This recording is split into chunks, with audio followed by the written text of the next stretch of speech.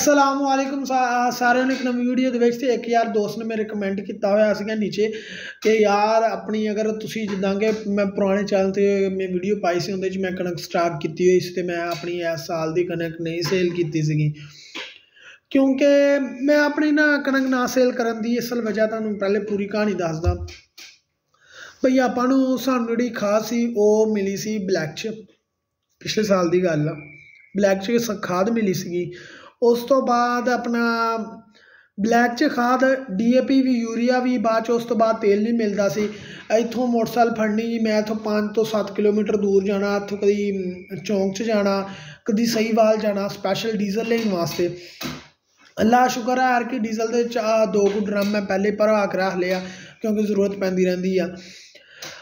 अच्छा बेचन की असल वजह क्यों की वजह सी मेरी ना बेचन की असल वजह यह सी क्योंकि यार वो कोड़ियां दे बाहर रेट लगता पिया सीगा 2500 रुपया फी मन 2500 रुपया फी मन तो कुछ रुपये नाल ला लो जरा भीख देंदे सानू आड़तीए हो गए हुकूमत वाले हो गए जिन्होंने मर्जी सुट के आ लो मैं यार किसी इदारे के खिलाफ नहीं बोलन दिया हुकूमत के जोड़े यार जरा उन्होंने बनाया होंगे वा शैड जा जिथे जाके वो कणक दई दी आ वो भी इन्ने को रुपये ही देंदी आ ते खुद लैके जानी पैंदी वो तुहानूं सारिਆਂ ਨੂੰ पता लग गया ते मेरी ना बेचन की असल वजह ये हुण रेट की चल रहा तकरीबन 4500 रुपया मार्केट दे विच अजकल का रेट जिहड़ा चल रहा और 4500 रुपया मैं किन्नी देर स्टाक की तकरीबन मैं तुहानूं खर्चा दस दिना मेरा किन्ना आया 10 किलो आया मेरा लदाई ते किले की लदाई 10 किलो मेरा खर्चा आया 10 किलो नूं ज़रब दे लो उदों 130 रुपये दाने सी किलो के हिसाब न तकरीबन 1 एकड़ का किले की लदाई मैनू 10 किलो दाने पई आपे हिसाब लगा के तकरीबन बन जाता वा अपना कोई 700-800 रुपया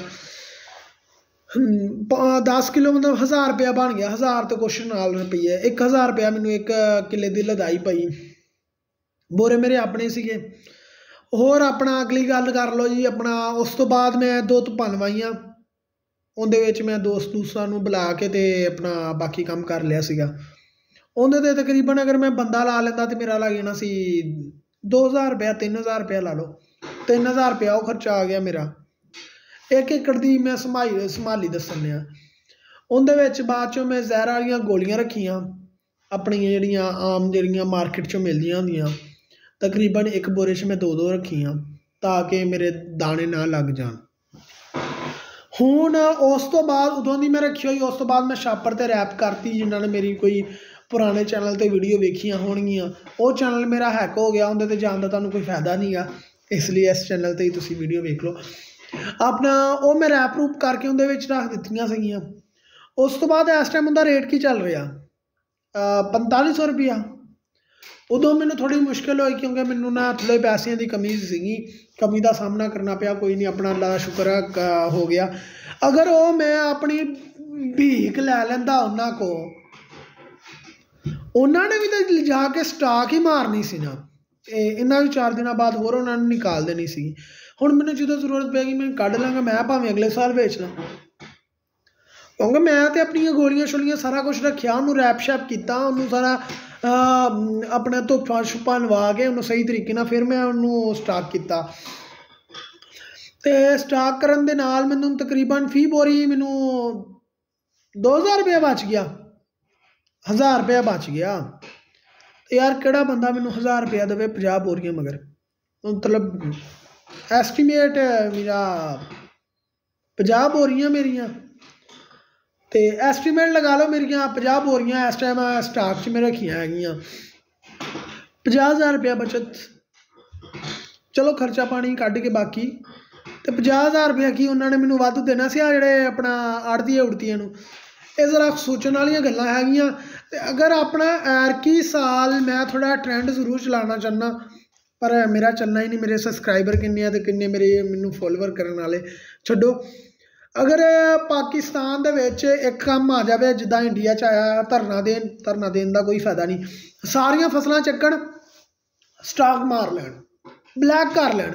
लोग भी तो ब्लैक खाद करन दे या आपां नूं की करते हैं की है किसानों नूं किन्नी ब्लैक खाद हुई आ कि लभन नहीं दई 2300-2400 रुपया रेट आ ते 6000 रुपया यूरिया मिलन दी हाँ 6500 रुपये की बोरी लियांती आ 550 रुपये की बोरी आ हाँ आ लिस्ट ते मेरे लागे पई आ 6550 रुपये की यूरिया की बोरी में लैके आया ब्लैक दे विच जिहड़ी मिल रही आ तो यार अगर आप ही स्टाक करके आप यार इन्नी मेहनत कर लें रातां नूं हुण मेरा वड्डा भरा गया हैगा वा क्योंकि ज़्यादा काम तो वही करता नहीं यकीन तो मैं तुहानूं चेक करवाना आ यार सामने जिहड़ा बैड है ना इधर तो मेरा वड्डा भाई सोंदा वो नहीं हैगा इस टाइम उत्थे क्यों नहीं हैगा वो कित्थे गया पानी लाण गया कणकां नूं ते रात का की टाइम हो गया रात का 12 बज गए 12 बजे मैं इसलिए हत्थ जागने कोई मसला ना हो रात के 12 बजे तक हो गया है पानी लगाने वास्ते तो अगर आप इन्हें रात 12 1 2 3 बजे तक जाग के अपन फसलों पाल सकते हैं सारा कुछ कर सकते हैं तो आप अपन फसलों स्टॉक करके महंगा क्यों नहीं बेच सकते यार की वजह वा जिथे किसानों ने इन्नी मेहनत कर ली आप कणक नूं वढ लिया कुतर लिया वढना यार तुसीं गर्मियां दे विच वढना कितनी मुश्किल गल आ मतलब गर्मियां दे विच कोई बंदा वैसे ही बह के मैनूं 1.5 घंटा वैसे बह के दिखावे तो वो दिनों के विच आपां कणक नूं वढ लेना फिर वढ के उहनूं कढा लेना गहा लेना जिन्होंने कहते हैं मतलब गहा लेना गहाउण दे बावजूद आप जी उत्थों कोई चक के लै जाए यार तुसीं उत्थे वढ ली गहा ली मगर काम की रह गया बोरियां च पाओ तो स्टाक मारो किन्नी कोई मुसीबत आ स्टाक मार के वही चीज़ नूं अपना ब्लैक च करो इत्थों अगर आपने मेरा सहीवाल का एरिया लगता अगर अपना सहीवाल का एरिए दे विच जिन्ने भी किसान आ वड्डा छोटा निक्का मोटा जिन्ना भी आ